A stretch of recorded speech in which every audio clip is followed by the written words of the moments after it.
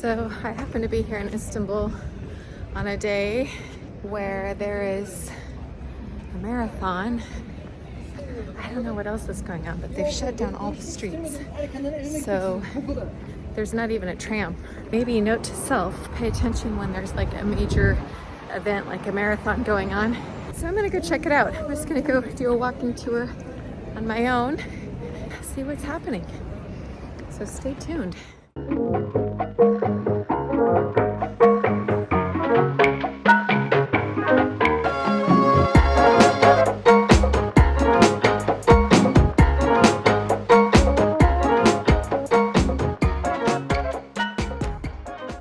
I'm at the airport right now. I just picked up my luggage. Something interesting on Pegasus Airlines if you're coming into Turkey is it doesn't charge you to check a bag, but they charge you to bring a bag on. Everybody ends up checking a bag because it's free, and then you can bring one backpack. So I have my one backpack and then my checked bag. What I was going to talk about was Booking.com, little sneaky sneaks. So if you're looking, and this happened to me with looking at hotels in the other part of Turkey in Cappadocia, I don't think people in Turkey can use Booking.com because my friend who lives here, he said that he can't even get on Booking.com. Like it won't even show up for him to do it. So it must be my American phone that still allows it.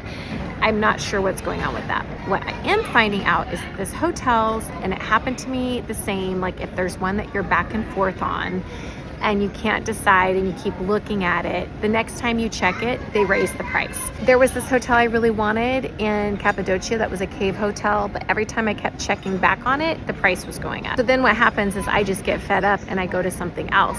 The same thing was happening with me here in Istanbul. It was a hotel I wanted, it had a breakfast included, and I was like, sweet. This would be a great way to save some money. It was in my budget. It didn't seem super expensive and it had good ratings. I went back to check it. It had gone up $60. I don't know the workaround on this, and I'll let you know as soon as I figure that out. I would say what you could do is maybe breeze through the ones that you like and don't click them and just screenshot them. I don't know if they have the capacity to track if you screenshot them or even write it down, but do not click them, because if you click them and you're looking at them, if you do that a couple different times, they raise the price. And it's happened to me twice here in Turkey. I don't know if this is across the board Booking.com. That's sneaky and it's terrible, because then it doesn't give you a realistic view of like when you're like, this wasn't like over a long period of time. This was over like just a few hours of me kind of looking before my flight and then looking again here, and the price went up. And that's your tip of travel for today. Okay, so I am here at Cafe Naphtalen, and they have this menu. It's like a little postcard. It's in a different district here in Istanbul. It's really cool, artsy district. So I think it's the Ballet and Fener area. I love the menu already. Have this Mardin coffee, just a little tiny coffee, but it's made with cardamom, cinnamon, and gum mastic. They give you these cute little sugar almonds, they're called. And she's like, don't dip it in the coffee, just drink the coffee. So here we go. It's strong. And then you eat your little sugar dumpling. Okay. I'm a fan.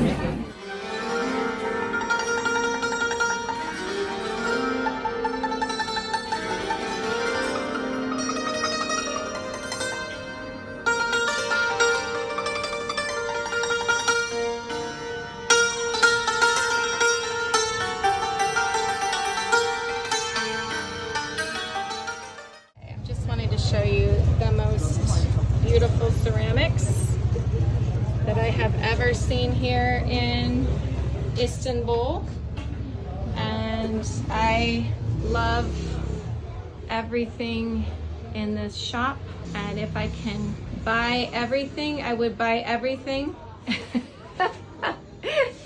But I especially love these horses.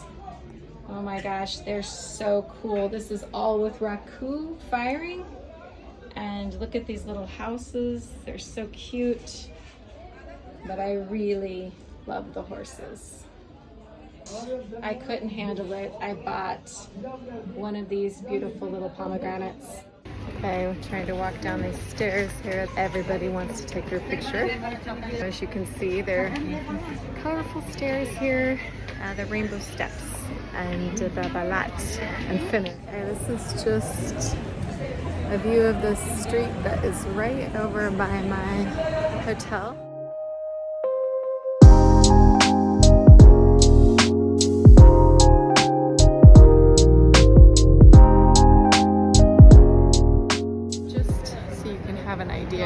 Of how incredibly different it is in the morning here in Istanbul. Istanbul is my city. They are nightlife people. It's 10:30 and it is quiet. People are just kind of getting the day started. And I love that. Me too. I'm just gonna go get a coffee and a croissant, but like, look at how empty these streets. And at nights, it is hopping. So morning is just not their jam. Share here, I found this bank that's actually the postal, and then there's this other bank. Maybe they're connected. This is called Valif.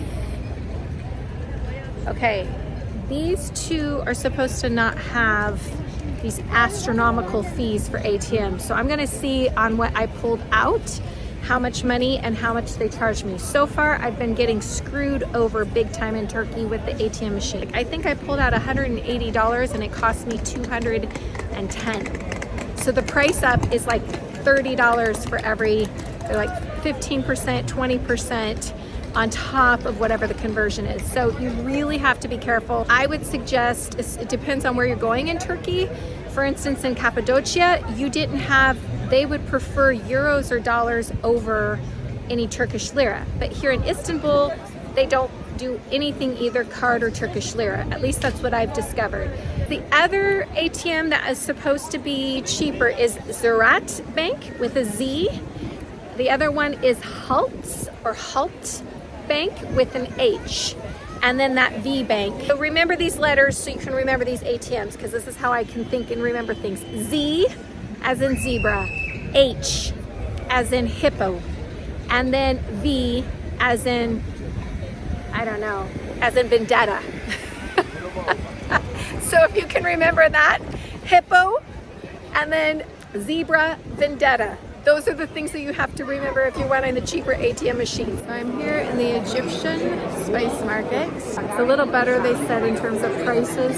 They're still not cheap, but you can negotiate the prices here. None of the locals even go to the Grand Bazaar. They say it's just a rip-off, it's for tourists, it's a tourist trap. But the thing they do come here for is gold. I didn't know that it was customary for them here in Turkey, when you have a baby or you get married, you get some kind of little piece of gold that you give them as a gift, which I think is very special. So they said the prices here in the Egyptian spice market, they're actually pretty reasonable for gold. I like the vibe of it. They did say that they still do this thing. I can't remember what he said in Turkish, but you basically need to negotiate if you're coming to the market. So never take the first price they offer you. This market has the best exchange rate if you have cash and need to change money. Anyway, there we go. I'm just gonna press them like this. A real Turkish carpet have to be tight. That's why.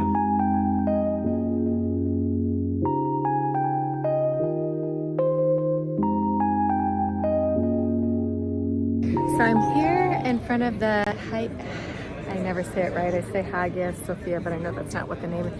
It's not the way to pronounce it in Turkish, but I wanted to show that you have to get your tickets from over there, and then you get in this line. You've got to have a scarf so that you're able to get in. You also have to cover your shoulders and legs. Both men and women have to have shoulders and legs covered. Make sure you just ask for the $25 ticket, not the $50 ticket, or they'll just give that to you.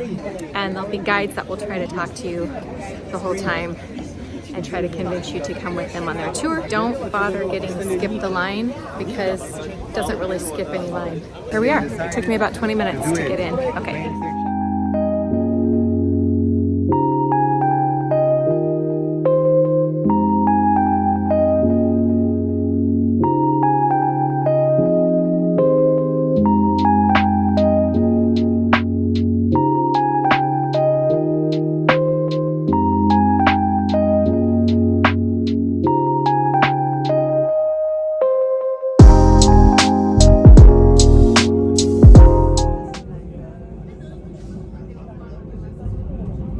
back in my hood.